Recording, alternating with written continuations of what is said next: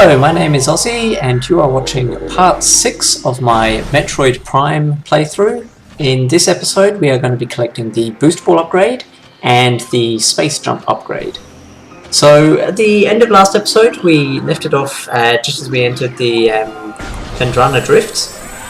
So now I'm just making my way towards where we get the boost ball. So you get through the grate just there with a missile, and you have to scan this device back here to unlock the door above, or provide it power, something like that.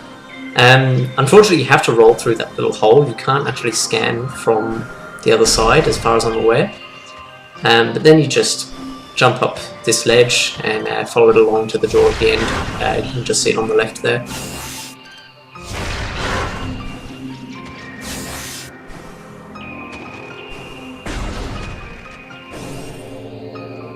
So through this tunnel are some more of the little energy orb things. These ones actually just spin around in a circle in tunnels and other small areas. You just have to try and roll through them without getting hit, which I'm terrible at. I get hit all the time by these things. They don't deal much damage though, so it's not worth worrying about. In this room is another type of new enemy. I can't remember what these guys are called, but basically they can only be hurt on their backs, and you basically just destroy the shell on their back and then kill them. But for the most part I ignore them. There's only one place where you have to kill them, so and you'll be seeing that when I get the wave beam upgrade later. But for now, just make your way around this room. There's only one other exit, so we just want to make our way around to that. Then in this next room are some more of the burrowing creatures. These ones are different to the last ones, but they function in exactly the same way. And again, they are just easy to ignore. There's quite a lot in this room, so it's just a lot of wasted time to kill them all. We're now back in the first room, but up on a higher ledge.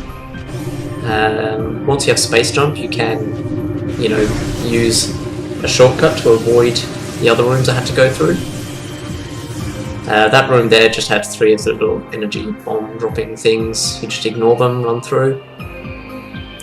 In this room, can't quite remember what I was doing there. I think I was just trying to remember which route you have to take through this room. But yeah, you just go around the floor and through this door.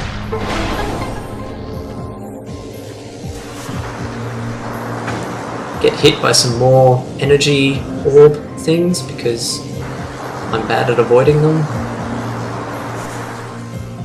I think so far I've had a 50% success rate at avoiding them, so it's actually not bad. It's probably above average. I normally get hit by 3/4 of them. But this room is where we get the boost ball. I'm just clearing off some enemies, but it's not really important whether you kill them or not. I think I do kill this guy down the bottom here, again just to get him out of the way, but he can also be ignored. Easiest way to deal with them is get behind them and start shooting missiles, but if you can hit them with charge beam like I am here, they don't take too many shots.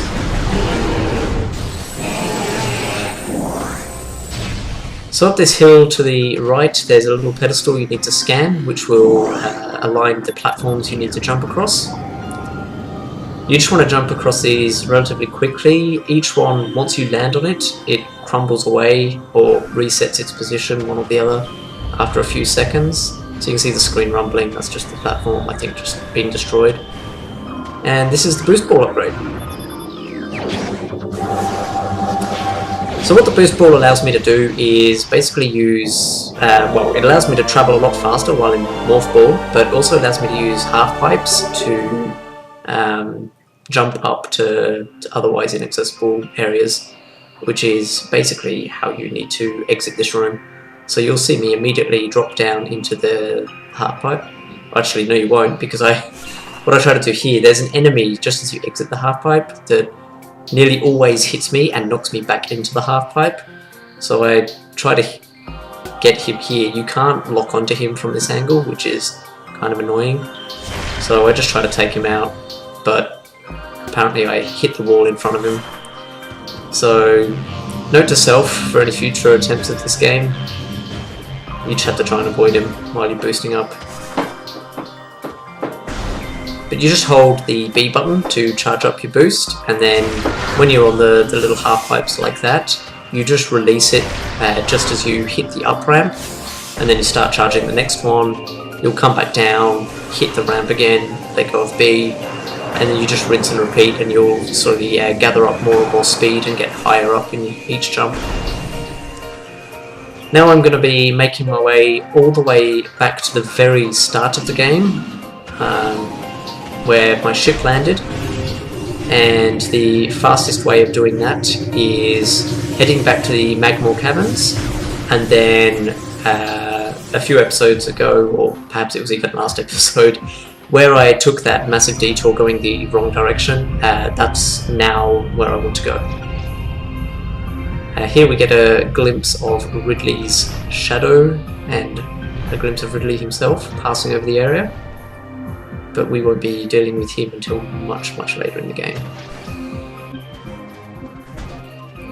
It is actually quicker when just walking along like this to boost ball, or even just regular morph ball is quicker than walking, but I like to take in the scenery a bit.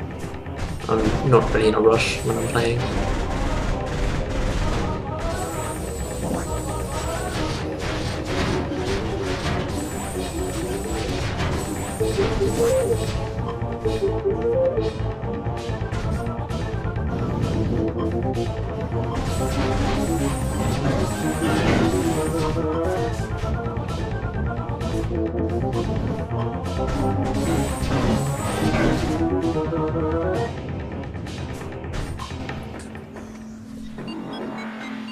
So now I'm actually back to the lift that I originally went to with my horrible decision making, and this is going to take us back to the Talon overworld.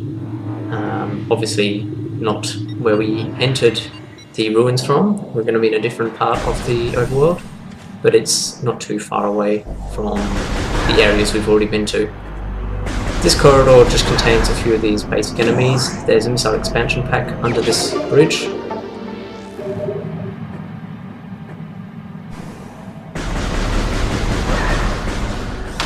And then this room here is just a very tall room that we have to make our way up. There's a lot of beetles down on the floor there, but they can just be ignored. We'll climb about halfway up this room. We're not ready yet to go to the top.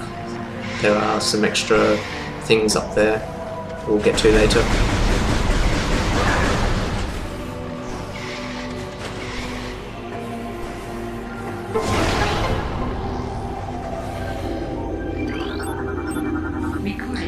These plant creatures basically shoot acid orbs at you, and when the acid orbs are destroyed, they leave a poison gas cloud.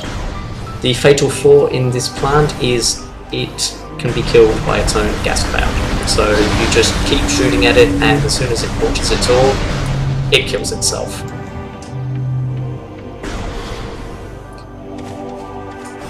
And this now takes us back to one of the rooms at the very start of the game.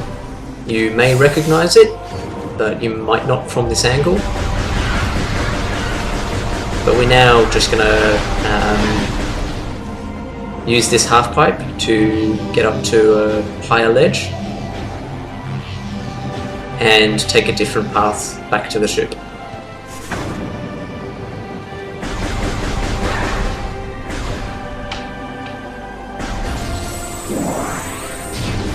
Just use a bomb to make your way through a narrow passage here.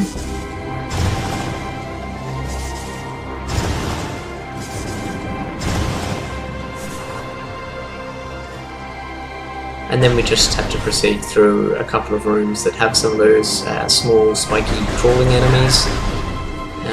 Not much else going on in these rooms. And we're now back at the ship, but up on a higher ledge. We're just going to jump across these ledges and take an exit that is behind the ship, and this room contains the space jump. Space jump allows me to double jump now, and is one of the most useful upgrades in the game for navigating around the world. It opens up a lot of shortcuts in areas I've already been to, just being able to climb up areas quicker and things like that.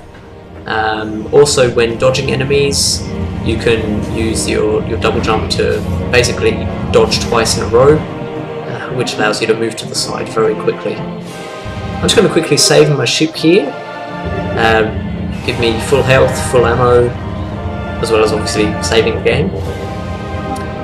And then, oh, what comes next? Yes, that's right. I'm going to head now to the...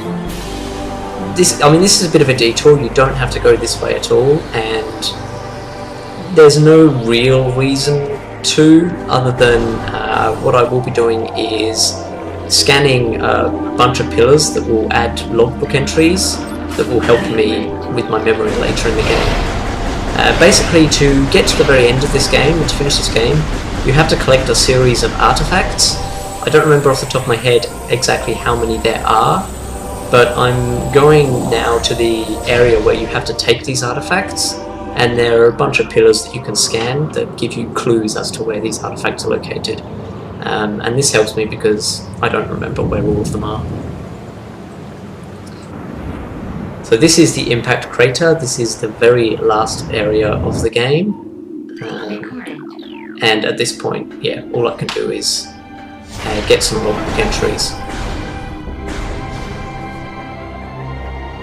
So if you're confident in your ability to find things without clues, or you already know where they are, you definitely don't need to go this way at all.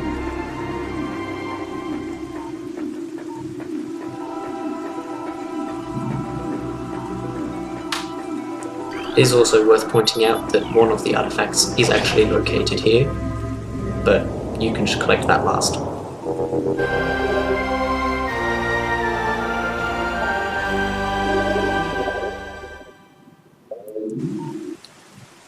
And judging by the text that popped up briefly there are 12 artifacts. So there we go.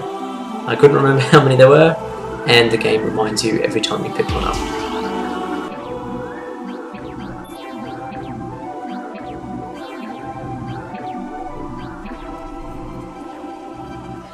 Basically, now I'm going to be heading back to the Phendrana Drifts again. You may notice that there's a bit of back and forth going on in this game. Such is the nature of the Metroid series. But now I'm going to be getting the wave beam upgrade. And I'm just going to backtrack exactly the same way as I got here.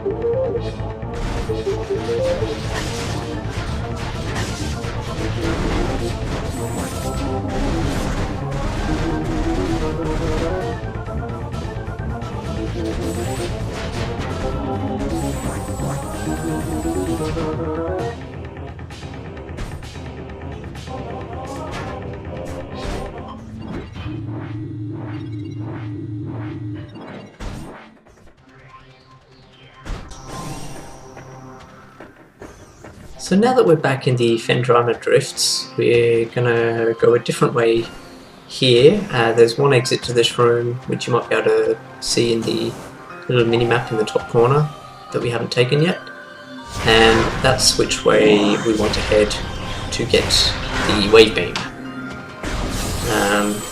So just making my way over to these floating platforms. You actually don't need to jump all the way up the top like I did. You can jump straight to this lower floating platform from underneath, which would have probably been a lot quicker for me, seeing as I missed the jump from the upper platform anyway.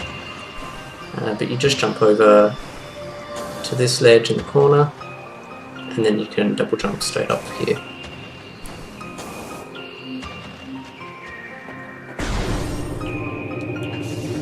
Some more energy orbs. Unfortunately, because you need a charge shot to clear this ice, you can end up getting hit quite a bit by this orb because it's attracted to when you're charging a shot. Then got to get hit by that. It's very important that you get hit by that. If it doesn't hit you, the game can freeze and your save file will be corrupt. Definitely not making that up.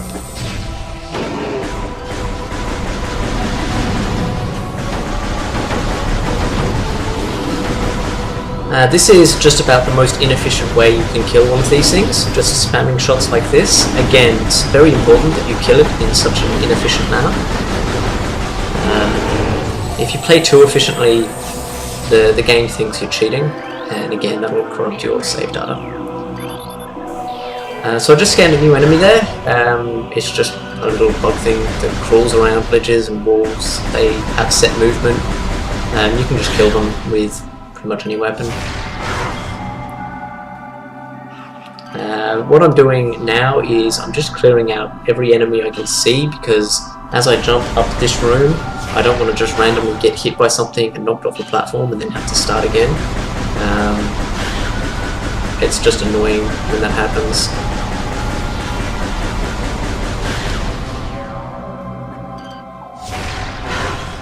So I think that's just about everything. And now I'll start heading up all the platforms just as soon as I can actually land a jump.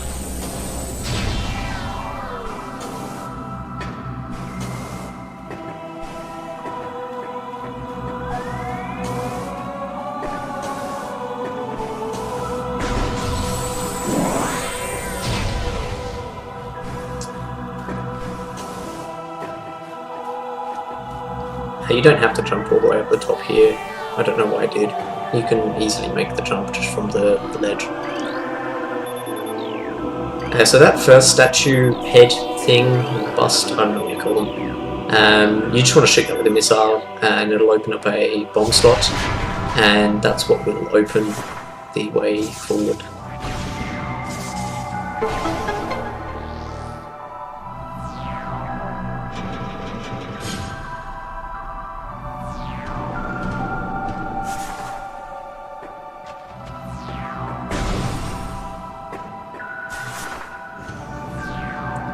In this room you just need to destroy some blocks that are holding up the pillars that block your way.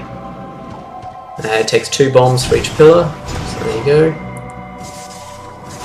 And then we just head up, and there's 2 pillars that you need to clear in this fashion.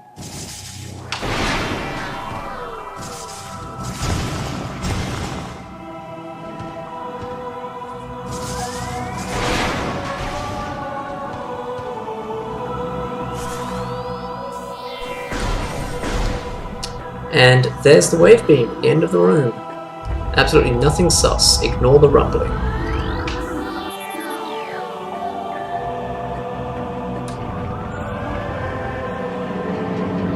I apologise if I'm overdoing the sarcasm a little bit in this episode, but I'm sorry not sorry. So, we each have 4 of these guys that we have to kill. I said earlier that I ignore most of these unless I have to kill them. This is the one place where you have to kill them. But they're pretty easy to deal with. You can use missiles to make it a bit quicker, but just using the space jump boots, you can sort of get around them pretty quick, get behind them, and just shoot them from behind.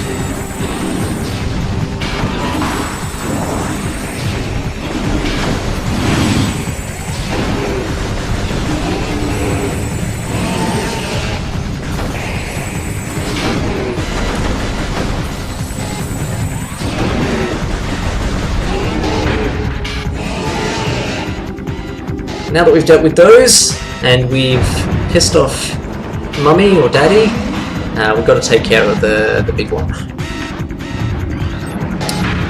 For this guy, you want to make sure you don't use your charge beam. It'll actually absorb it and then make its attacks more powerful. What you want to do is wait for it to use its breath attack, and then just spam missiles. Normally you can only shoot, I think, 1 missile per second. But if you switch between missiles and beam weapon, So you just tap your normal shoot button, and it'll close the gun down. You'll sort of see it sort of opens and closes as I shoot my missiles. And this allows you to shoot missiles much quicker by toggling between missiles and beam. I don't know why, it really doesn't make any sense, but you can get in about 3 missiles per second doing it this way, and that allows you to kill this boss much quicker. As you see here, I just move in to make it use its breath attack, and then move away, spam some missiles, and it just basically gets stuck in a loop. Very easy to kill. And now I can collect the wave beam for real.